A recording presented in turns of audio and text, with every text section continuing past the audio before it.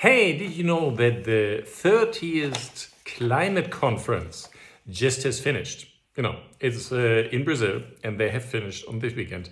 The 30th climate conference. So we have the year 2025. That means since the year 1995, we had 30 climate conferences every year. And people are talking about climate change, about doing actions, about stuff like this. So what do you think has the 30th climate conference achieved? Is it really good? Is it really bad? Is there any results? Please write it in the comments. And, just to give you an impression really about the whole thing, I brought you this diagram. And you find it also on our website or in our channels. It's a very important diagram. It's the amount of CO2 emissions from fossil fuels every year. And you see here, this is like starting in the 1940s. So it's like, this is like the Second World War. There's a lot of stuff going on. And you see that there's like constantly, it's going up. There are some fluctuations, but you see basically since the 1950s and 60s, it goes up all the time.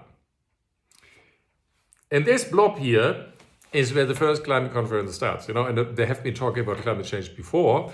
But do you see how much effect climate conferences have had on the development of the global CO2 emission?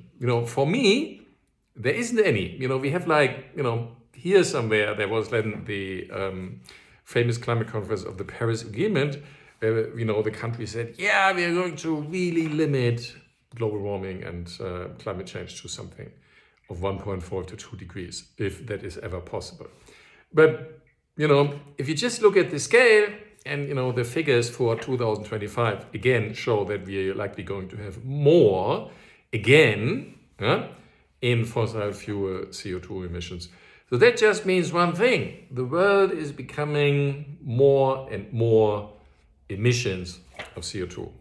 So, and one of the main things in the climate conference of Brazil, again, they didn't really talk about and didn't come to they talked about this, but they didn't really achieve an agreement which is like binding for nations to get out of fossil fuels. Why? Because that is such a big business, of course. Countries like Saudi Arabia and other countries in the Gulf, their whole wealth just comes from selling these kind of things, fossil fuels, and South America as well.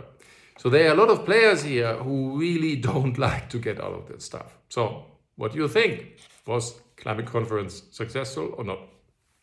Write in the comments.